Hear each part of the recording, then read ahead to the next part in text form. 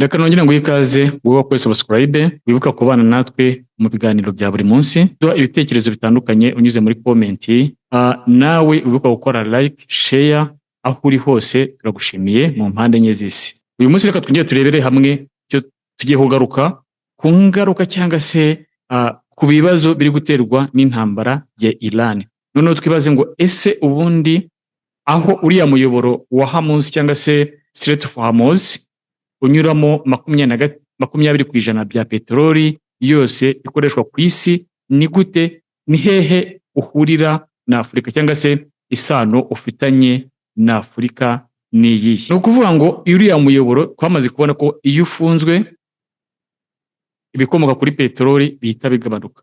Iyo bigabanutse kubera kubura inzira, ibiciro birazamuka.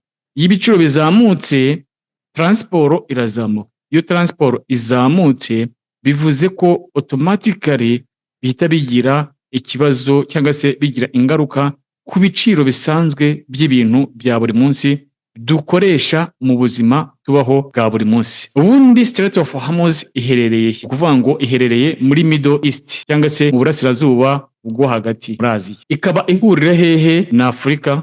Strait of Hormuz iconnectinga icyo twita Persian Gulf, noneho Persian Gulf ikagenda igahereza ku cyo twita Arabian Sea cyangwa se inyanja y'Abarabu. Noneho mu nyanja y'Abarabu niho duhita dusanga ihita connectinga twita inyanja y'Abahinde cyangwa se Indian Sea cyangwa se Ocean. Noneho kugira ngo bihite byinjira hehe, bigahita byinjira muri Afurika. Kugira ngo tubyumve neza, reka twifashishe map kugira ngo bize kudufasha kubyumva neza, noneho buri muntu wese agire gute asobanukirwa. Strait of Hormuz dore ni iyi ngiyi aho twita muri Gulf cyangwa se muri Persian Gulf.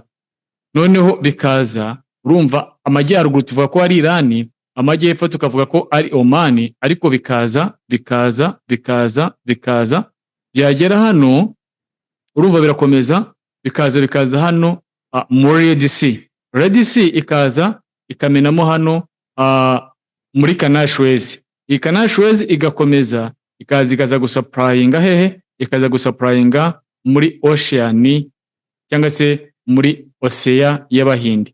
Noneho bigakomeza bikaza, noneho bigahita bigera Dar es Salaam na Mombasa. Noneho niho bita bitangira gusupplyinga kuri party cyangwa se ku gice cya Afurika.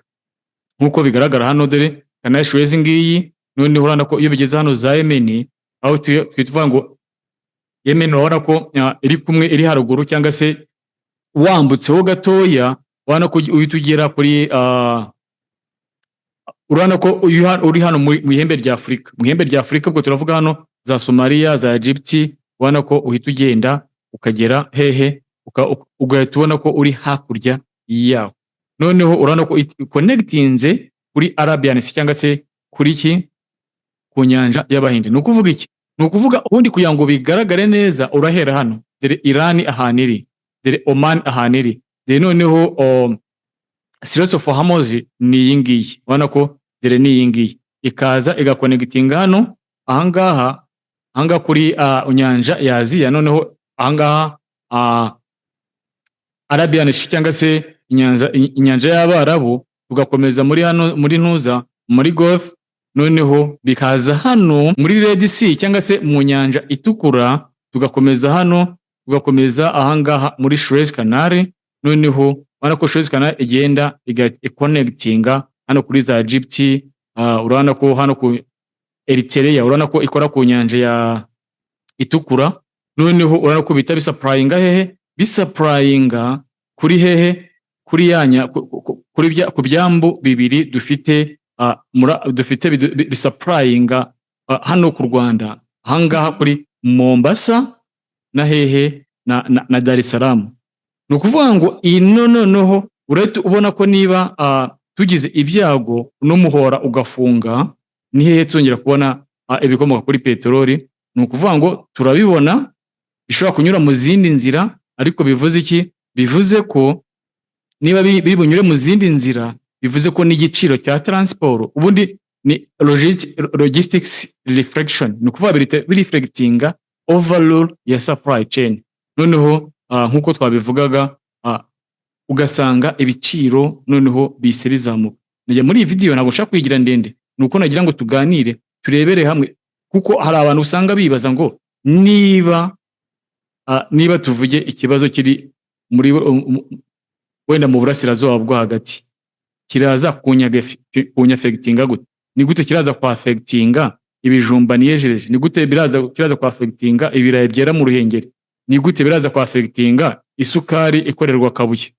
No kuvuga ngo automatically cyangwa se amabati akorerwa muri free zone, ibyo bintu byose uko tubivuze bifite aho bihuriye na transport.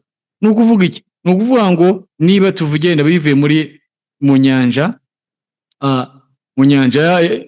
ya Aziya cyangwa se muri Aziya bizana muri middle cyangwa se mu burasirazuba bwa Afurika, ni ukuvuga ngo urabona uko byagenda kose kubera cya kibazo, kubera ya disruption ya supply yabaye disrupted, automatically birahita reflectinga na wa muturage aho yaba ari hose n'ibyo akeneye ibyo ari byose, kabone nubwo yaba ari ibintu bikorerwa imbere mu gihugu.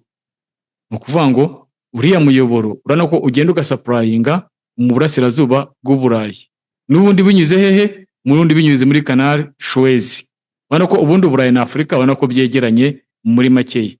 Noneho ubundi nanone bikongera bikava kuri Aziya bijya muri Afurika, binyuze hehe, binyuze hariya hahandi binyuze ahangaha hano muri za Yemen. Ni ukuvuga ngo biraza bigakonectinga ahangaha, urumva niba bimaze kunyura muri ahangaha muri Red Sea, ikonectingana na ihe, ikonectingana na Hormuz, biraza guhita bigira gute.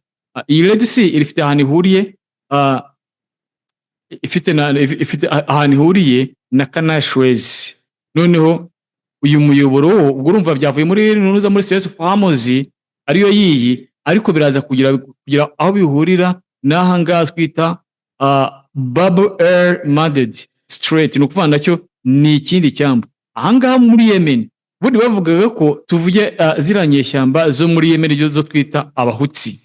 Ziriya nyeshyamba z'Abahutsi ziramutse zije zigafunga uyu muyoboro, noneho ibibazo byaba wose, byaba ibindi byibura naba n'ahangaha wenda bashobora gushaka izindi nzira bagenda bakwepa, niba wenda tuvuge ari ibindi bivuye ahandi hantu bigaca mu zindi nzira bikazajya muri Red Sea bitanyuze muri Strait of Hormuz, ariko noneho itawibaza noneho baje bagafunga hano kuri uyu muyoboro niba wita ni Bab el-Mandeb Strait.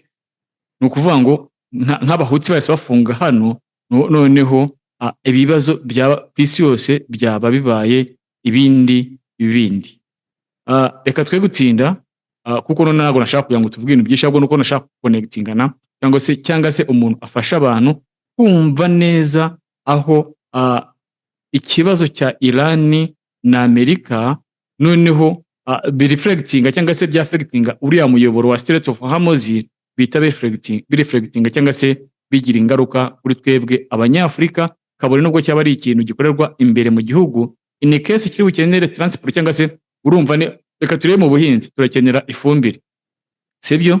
Ubundi turakenera ifumbire, turakenera mu nganda dukeneye icyo twita raw materials zituruka ahandi hantu, bityo ibyo ngibyo byose bituma bya biciro tubuze gukora kuko n'undi bifite aho bihuriye na transport, bya biciro byose birahita gute, birahita bizamuka. Reka nongere nkwibutse, niba uri mushya hano ntugire udakoze iki, subscribe, share, like na comment. Ciao, hasta la vista.